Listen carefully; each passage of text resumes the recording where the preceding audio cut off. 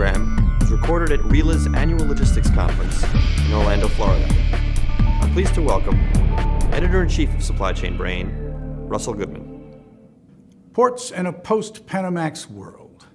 Joining us to talk about that today is Wade Elliott, Senior Director of Marketing at the Tampa Port Authority. Welcome, Wade. Thank you, Russell. Wade, just what is it that ports need to do to be ready for the expansion that's coming to the Panama Canal? Well, as you know, it's going to be quite the game changer. If you look at the scale of that project, $5.25 billion to create a third new lane of locks that'll be ready by 2014. It's going to really shift the opportunities not only for ports and international transportation, but throughout the entire supply chain. And obviously larger ships mean deeper water. But the good news is not all ports need to be fully capable of handling the larger ships. The expectation is that as ships come into play and new services take opportunities from the expanded canal, you're going to see more Asia-US trade reaching markets in the south and the eastern seaboard through the canal. And what we expect is that you will see more and more transshipment and cargo moving to and from larger ports with deeper water onto feeder ships that'll serve the region. So you need the crane capacity, obviously, you need the terminal capacity, but you also need good connections between the port and the local market. That's going to be an important part of it. Now, if I'm involved in the container shipping industry, what are the implications there? What does all this mean for me? Well, you know, the container shipping industry is in a bit of a funk these days. Last year, they lost over $20 billion, and it's going to continue like that for several years, quite likely. The shipping industry, in many cases, ordered ships at the same time. The market was strong and now, unfortunately, took delivery of them just as the market was experiencing a downturn.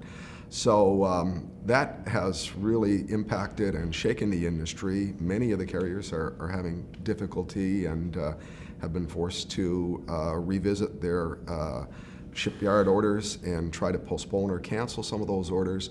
A lot of them have been working with their banks and even in some cases governments to get their financing sorted out. But this issue of supply-demand overcapacity is probably going to be with us for several years. And one of the things the industry has done is move towards slow steaming. Because they have so many ships now, they've elected to deploy some of them in certain trades and just operate them at slower speeds. And what that means is that you've got, obviously, in some cases, longer transit times and increased inventory costs for some importers. But the shipping companies themselves are really struggling to deal with this. Post-Panama Canal, obviously, they will look to opportunities to reduce their cost in order to improve their bottom line. And in many cases, that will mean revisiting their itineraries and looking to bring their ships closer to their markets and closer to population centers, and quite likely being less reliant on inland transportation, rail and truck. And so we're expecting that you'll see new gateways and expanded ports serving markets that are closer to those ports. Let's bring this on home for the supply chain manager. What does all of this mean for ports and the supply chain? Right. And I'll take it one step further and say, what does it mean for ports in general, as well as what does it mean for ports in the Gulf? And there's a lot of talk, obviously, about ports on the east and west coasts and the implications of what the canal expansion will do in terms of a shift from IPI and West Coast inland intermodal towards all water services to the east and Gulf Coast. But in some cases you will see more services to certain key markets. The Gulf market is a little bit different. We, of course, are the closest to the Panama Canal, and certainly that puts us in pretty good stead. Houston is no question the big dog in the Gulf, and they will continue to be the magnet that draws ships into the Gulf. Tampa is a relative new kid on the block, but we've been investing heavily, and we think there's a good market niche for us as well. Once the ship comes into the Gulf to call Houston and perhaps 1 or 2 ports in Mexico, then we're a natural addition with the local market of 10 million people in that I-4 corridor between Tampa and Orlando, which in the last couple of years has become a major distribution center gateway. And as far as the logistics and supply chain is concerned, for a lot of these companies, this will mean that they can save considerably on their inland transportation costs, plus the service convenience of being able to have a box delivered at their doorstep in Tampa. For example, if you're a big box retailer or an importer somewhere between Tampa and Orlando, you no longer have to truck your container all the way down from ports along the East Coast or up from South Florida.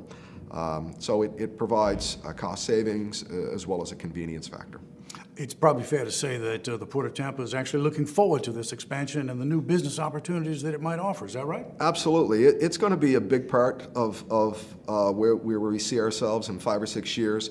We're investing heavily. We just finished an expansion of the terminal from 25 to 40 acres. We have 3 cranes, 3 gantry cranes, as well as a mobile harbor crane. 43 feet of water in the channel, which is pretty deep and good to accommodate the size of ships we expect to be, the workhorse in that trade of, 4,000 to 6,000 TEUs.